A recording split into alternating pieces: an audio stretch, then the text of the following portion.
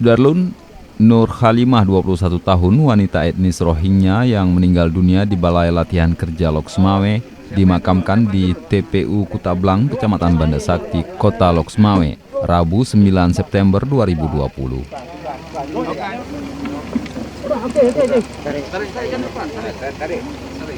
Itu digantung di satu. Pemakaman dilakukan sekitar pukul 10.30 waktu Indonesia Barat setelah fardu kifayah di Rumah Sakit Umum Cut Mutia, Aceh Utara.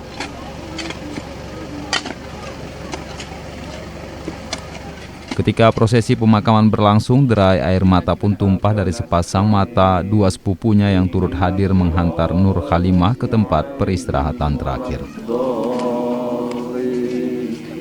Pemakaman jenazah Nur Khalimah dihadiri pihak UNHCR, Satgas Penanganan Rohingya Pemko Loksmawe, dan masyarakat setempat.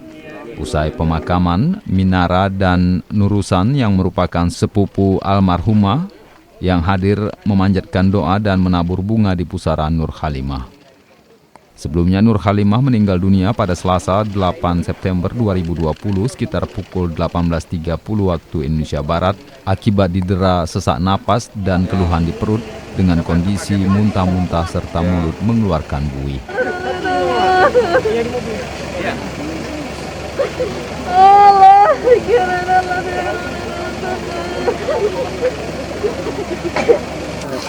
Dari Loksmawe, Zaki Mubarak, Serambion TV.